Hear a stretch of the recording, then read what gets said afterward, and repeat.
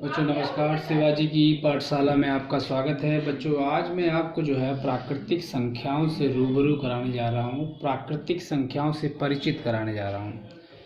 आखिरकार ये प्राकृतिक संख्याएं होती क्या हैं, चलिए इसके बारे में हम आपको बताते हैं। देखिए बच्चों, प्राकृतिक संख्याएं वैसे देखा जाए तो आप डेली अपनी ज़िंदगी में इस्तेमाल करते हैं और डेली हम इसको बोलचाल में इस्तेमाल करते हैं, ठीक है ना। वैसे तो इनको हम कहते हैं, जैसे हमने आपको यदि बोला जाए कि बेटा आपके पास कितने पेन हैं, तो आप बोलोगे सर मेरे पास एक पेन है, दो पेन है।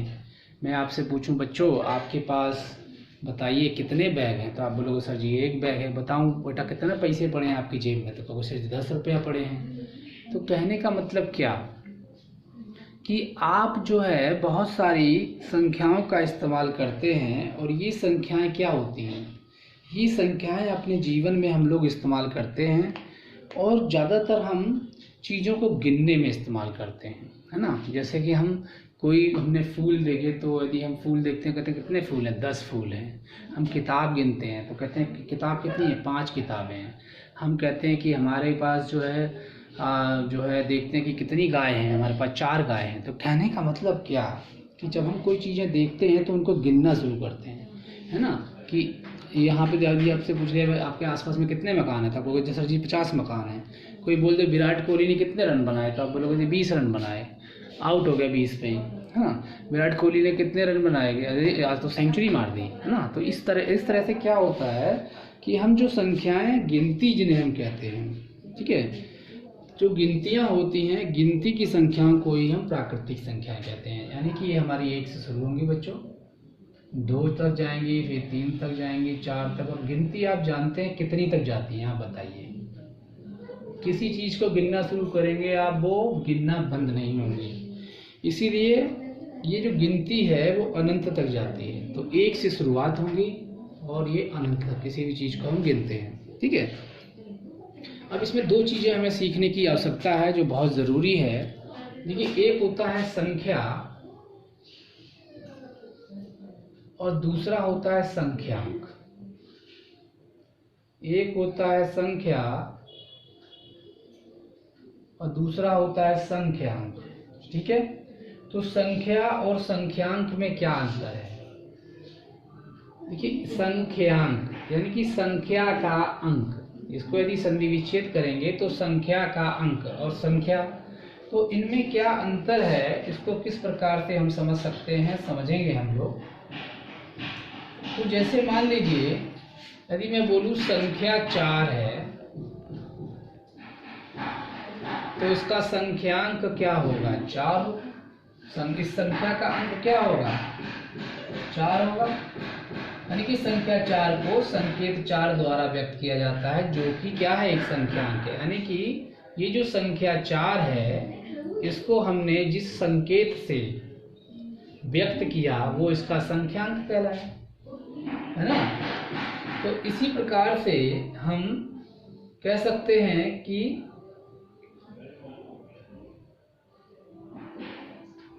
संख्या 5 हो तो बच्चों संख्यांक कितना होगा, 5 होगा। और 7 हो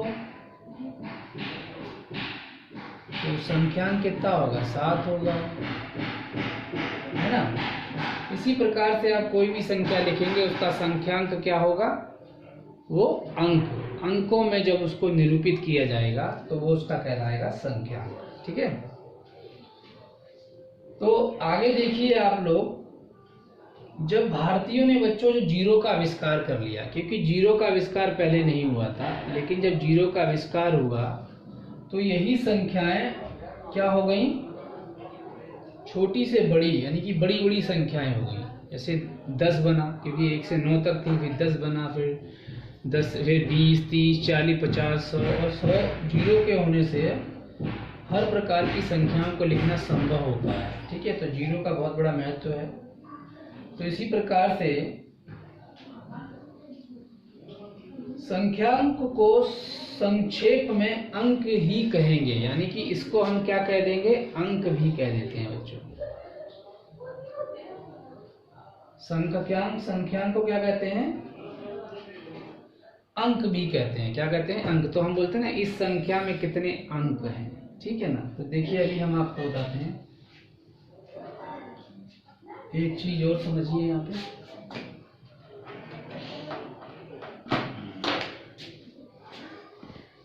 तो आपको संख्या और संख्यांक समझ में आ गया होगा। अब जो अगली चीज मैं आपको समझाने जा रहा हूं उसको ध्यान से समझिएगा। जैसे मान लीजिए ये लिखा है आपकी एक संख्या है 23। इसको यदि हम शब्दों में लिखेंगे तो ये कैसे लिखी जाएगी? 23, इस प्रकार से, ठीक है। और इसमें जो अंक प्रयुक्त हुए हैं वो कौन कौन से हुए हैं बच्चों? 2 और 3।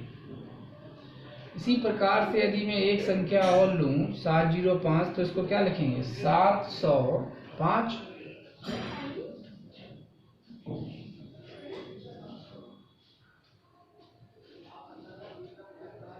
इसमें अंक कौन कौन से हैं? 7 है बच्चों, सबसे पहले 0 सबसे छोटा, फिर 5 भी है, फिर 7 भी है। इसी तरह से यदि मैं एक बहुत बड़ी संख्या भी लेते हैं,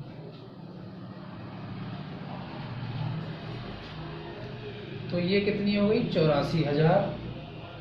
तो इसको कैसे लिखेंगे शब्दों में? 84,000 और 96।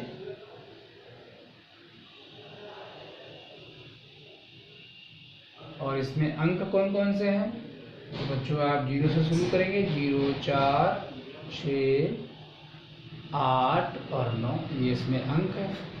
कहने का मतलब क्या कि हमने यहाँ देखा कि संख्या को हमने अंकों में निरूपित किया, यानी कि तो वो आपकी 23 यहाँ पे है। इसी के अंदर जो अंक हैं वो 2 और 3 हैं, ठीक है। तो इसी प्रकार से हम संख्याओं में यदि पूछा जाए कि बताइए कौन कौन से अंक हैं, तो हम उसे संख्या को शब्दों में भी लिख सकते हैं। और ये संख्या है, इसको शब्दों में हमने इस प्रकार से लिखा और इसके अंदर ये अंक हैं जिनसे मिलकर ये संख्या बनी है। अब देखिए आगे अब यहाँ पर हम आपको कुछ अंक देने जा रहे हैं और उन अंकों से हमें संख्याएं बनानी है, ठीक है। किस प्रकार से बनाएंगे देखिए।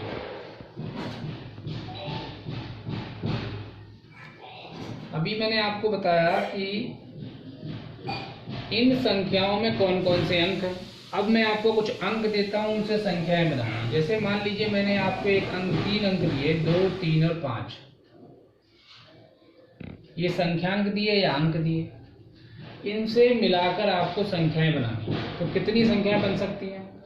सबसे पहले आप 2 को लीजिए इकाई के स्थान पे, ठीक है। फिर दहाई के स्थान पे 3 लीजिए और इकाई नहीं, सबसे पहले इकाई के स्थान पे 5, दहाई के स्थान पे 3 और सैकड़े के स्थान पे 2।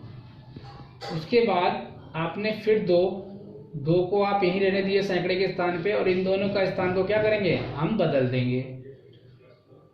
तो ये आपकी ये हो गई। अब हम क्या करेंगे? 3 को हम लेंगे सैकड़े के स्थान पे, तो 3 हो गया। फिर 2 संख्याएं कौन सी रह गई हमारी? 2 और 3। तो हम एक बार 2 को दहाई के स्थान पे, 3 को इकाई के स्थान पे लेंगे, नहीं 5 को लेंगे क्योंकि 3 तो हम ले चुके हैं सैकड़े के स्थान पे। इसी प्रकार 3 को कहाँ रखेंगे? सैकड़े के स्थान पे। और यहाँ पर हम क्या करेंगे? 5 को और 2 को चेंज कर देंगे। अब देखिए तीसरी संख्या कौन सी रह गई हमारी? ये, इसको फिर हम सैकड़े के स्थान पर रखेंगे। 2 संख्याएं बची, 3 और 2, तो 2 को पहले 2, 3 और फिर 5, 3, 2। तो आप देख सकते हैं कितनी संख्याएं हमने यहाँ बना दी। 3 अंकों का प्रयोग करके हमने 6 संख्याएं बना दी। कितनी संख्या बना दी? 6 संख्याएं हमने बच्चों बना दी यहाँ पे। तो अंकों का प्रयोग करके हम संख्याओं का निर्माण करते हैं, और संख्याएं जो होती हैं वो अंकों से निर्मित होती हैं, यानी अंकों से बनती हैं। चलिए एक उदाहरण और लेते हैं जिसको समझना है हमें बड़े ध्यान से। धीरे धीरे मैं आपको इसीलिए समझा रहा हूँ ताकि आप एक एक चीज़ क्लियर होती जाए और आप समझते जाएं। देखिए एक, हाँ तो देखिए यहाँ पर जो है एक मैं आपको और दे रहा हूँ, 3 अंक दे रहा हूँ और उन अंकों से आपको संख्या बनानी है। ठीक है, जैसे मैंने आपको 4, 0 और 7 ये 3 अंक दिए, 3 अंकों से आपको संख्याओं का निर्माण करना है। ठीक है, तो कौन कौन सी संख्याएं इसमें बन सकती हैं?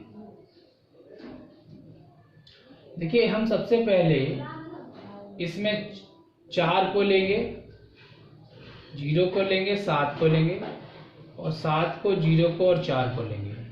और कुछ बच्चे सोच रहे होंगे 0, 4 और 7 भी हो सकती है, लेकिन बच्चों ये जो संख्या है ये हमारी 3 अंकों की संख्या नहीं है, ये 2 अंकों की संख्या है। अब आप बोलेंगे सर ऐसा क्यों? मैं इसलिए बता रहा हूं आपको क्योंकि ये जो सैकड़े के स्थान पे 0 है, यदि आप इसको गुणा करोगे 100 से और फिर 4 को आप गुणा करोगे 10 से बच्चों, जब हम इसको इस तरीके से करेंगे, क्योंकि 7 का इसका इकाई पे है तो 7 को गुणा 1 से करेंगे, दहाई का है तो इसको 4 से गुणा करेंगे और इसको 0 से, तो ये बच्चों हो जाएगी 0 और ये हो जाएगी 40 और ये हो जाएगा 7, यानी कि उत्तर कितना आएगा आपका 47। कहने का मतलब इस 0 का जो वैल्यू है यहाँ पर कुछ भी नहीं होती है, इसका स्थानीय मान 0 होने के कारण क्या होगा बच्चों, ये जो संख्या होगी वो हमारी 47 कहलाएगी और 2 अंकों की संख्या ये कहलाएगी। ठीक है, तो ये हमारी हो गई 2 अंकों की संख्या। ठीक है, कितनी हो गई? 2 अंकों की संख्या हो गई। ठीक है, आगे देखिए। तो यहाँ से हमने देखा कि 407 का इस्तेमाल, यानी कि 4, 0 और 7 का इस्तेमाल किया तो यहाँ पर सिर्फ 2 ही संख्याओं का निर्माण हो पाया। इसी प्रकार से यदि हमसे ये पूछा जाए 7, 6 और 0 का इस्तेमाल करके ये बताना है कि बताइए कि सबसे बड़ी संख्या लिखनी है वो तो कौन सी होगी और सबसे छोटी लिखनी है तो कौन सी होगी। तो देखिए इनका इस्तेमाल करके जो सबसे बड़ी संख्या क्या होगी बच्चों, सबसे बड़ी संख्या के लिए हम सबसे बड़ी जो संख्या है यहाँ पे कौन सी है, तीनों में 7 है, तो इसको सैकड़े के स्थान पर रखेंगे। उसके बाद जो इससे छोटी संख्या है 6 उसको रखेंगे और जो सबसे छोटी कौन सी है 0 तो उसको रखेंगे। तो सबसे बड़ी संख्या हमारी ये 3 अंकों की बन गई। इसका इस्तेमाल करके क्या बन गई, सबसे बड़ी संख्या बन गई इन अंकों का इस्तेमाल करके। और इन्हीं अंकों का इस्तेमाल करके हमें सबसे छोटी संख्या बनानी हो तो बच्चों क्या होगी, तो यहाँ पर क्या होगी 6,607, तो ये हो जाएगी सबसे छोटी संख्या 3 अंकों की।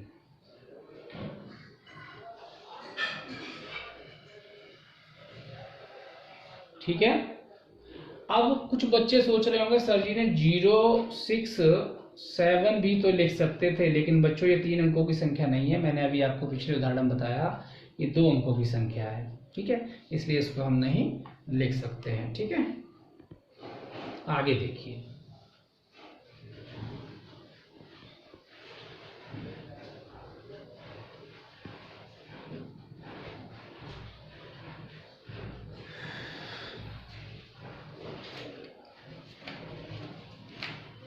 अब मैं आपको एक उदाहरण दे रहा हूं, उस उदाहरण में कुछ अंक लिख रहा हूं मैं आपको, जैसे 5, 3, 8 और 1, ये 4 अंक हैं और इन 4 अंकों का इस्तेमाल करके 4 अंकों की सबसे बड़ी संख्या और सबसे छोटी संख्या लिखनी है। तो लिखने के लिए सबसे बड़ी संख्या जब हम लिखते हैं, जब हम सबसे बड़ी संख्या लिखते हैं बच्चों, तो इन 4 अंकों का इस्तेमाल करने के लिए जो सबसे बड़ी संख्या इन सब में है, सबसे बड़ा अंक कौन सा है 5, और 5 को हम कहाँ रखेंगे, देखिए 5 को हम इसमें कितनी 4 संख्याएं हैं, 4 अंक हैं, तो इकाई, दहाई, सैकड़ा, हजार, यानी 1000 के स्थान पे इसमें जो सबसे बड़ी संख्या होगी, सबसे बड़ी संख्या नहीं तो सबसे बड़ा अंक जो होगा सबसे बड़ा अंक को हम किसके स्थान पर रखेंगे? 1000 के स्थान पे। तो सबसे बड़ा अंक कौन सा है? 8। तो 8 को हम रख देंगे किसके स्थान पे? 1000 के स्थान पे। और उसके बाद सैकड़े के स्थान पे 5 को रखेंगे, यानी 1000 के स्थान पे और सैकड़े के स्थान पे 5 और दहाई के स्थान पे और इकाई के स्थान पे। तो देखिए दहाई के स्थान पे क्या आएगा? इस क्रम से हमको चलना है, ठीक है। इससे छोटा कौन सा है? 8 से छोटा 5, 5 से छोटा 3 और 3 से छोटा 1। तो यानी कि ये आपकी हो गई सबसे बड़ी संख्या 4 अंकों की। इसी तरह ये 4 अंकों की जो हमें दिए गए हैं, इसी तरह 4 अंकों की सबसे छोटी संख्या क्या होगी, ये हमें समझने की जरूरत है बच्चों। 4 अंकों की सबसे छोटी संख्या यहाँ पर क्या होगी? देखिए बड़ा ध्यान से, यहाँ पर वही चीज हमें करनी है। सबसे छोटा अंक कौन सा है? 1। उससे बड़ा कौन सा है? 3। उससे 5 और सबसे बड़ा 8। इसका मतलब ये हो गई आपकी सबसे छोटी संख्या, ठीक है। तो यहाँ पर आपने एक चीज देखी, यहाँ पर अंकों को हमने क्या किया, यहाँ पर जो अंक लिखे गए हैं वो हमारे किस में लिखे गए हैं? अवरोही क्रम में।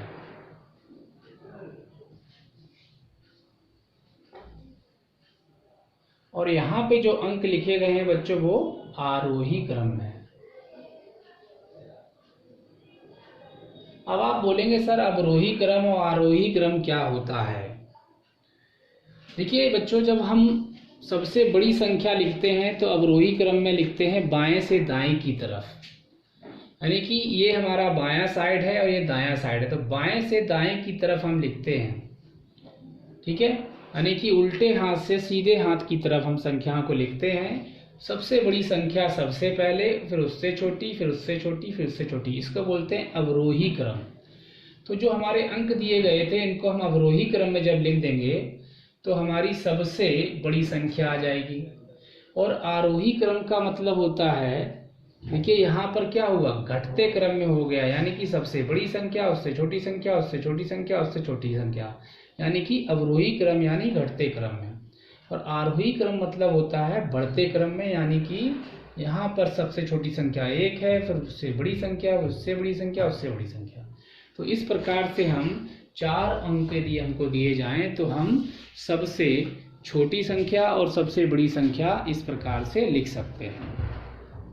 इसी प्रकार से मैं एक उदाहरण के तहत आपको और समझा रहा हूँ, क्योंकि देखिए उदाहरणों के माध्यम से हमें बहुत अच्छी तरह से चीज़ें समझ में आती हैं।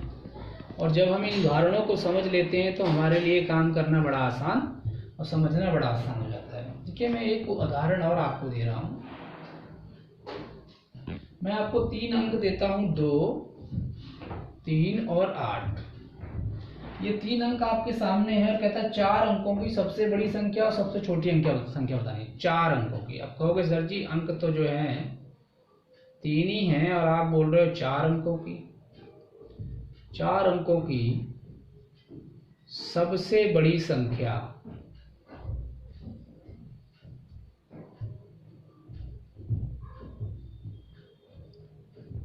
इसी प्रकार से 4 अंकों की सबसे छोटी संख्या। देखिए ये जो निशान में लगा रहा हूं इसका मतलब ये है कि ये सेम नीचे वही चीज लिखनी है। अब आप कहोगे सर जी इसमें अंक तो 3 हैं लेकिन आप कह रहे हो 4 अंकों की। तो देखिए बच्चों इसमें बहुत आसान होता है। यदि हम इसको अवरोही क्रम में लिखें तो सबसे पहले 8 आएगा, अवरोही मतलब घटते क्रम, फिर उसके बाद बच्चों 3 आएगा और फिर उसके बाद 2 आएगा। अब ये कितने अंकों की हो गई? 3 अंकों की। लेकिन इसमें करते क्या है, हम जो सबसे बड़ा अंक होता है उसको हम रिपीट कर देते हैं, यानी कि उसको हम कहाँ पे ले आएंगे? आपके 1000 के स्थान पे। इसी प्रकार से यदि हमको सबसे छोटी संख्या लिखनी हो 4 अंकों की तो हम इसको आरोही क्रम में लिखेंगे। तो कैसे लिखेंगे? 2, 3 और 8। ठीक। सबसे छोटा, उससे बड़ा, उससे बड़ा। ठीक, ये हो गया आरोही क्रम। हम यहाँ पर भी 2 को रिपीट कर देंगे। तो इस प्रकार से हम 4 अंकों की सबसे बड़ी संख्या और 4 अंकों की सबसे छोटी संख्या भी लिख सकते हैं जब हमको सिर्फ 3 अंक ही दिए हों। ठीक है। अब यदि आपसे ये पूछ लिया जाए कि बताइए 1 अंक की सबसे बड़ी संख्या क्या है, 1 अंक की सबसे बड़ी संख्या, तो आप कहेंगे सर जी 9। और मैं बोलूं 1 अंक की सबसे बड़ी संख्या आपकी 9, तो फिर 2 अंकों की सबसे छोटी संख्या क्या होगी, तो आप कहोगे सर जी 10। ये कैसे आया, जब हमने इसमें 1 जोड़ दिया तो 10 आ गया।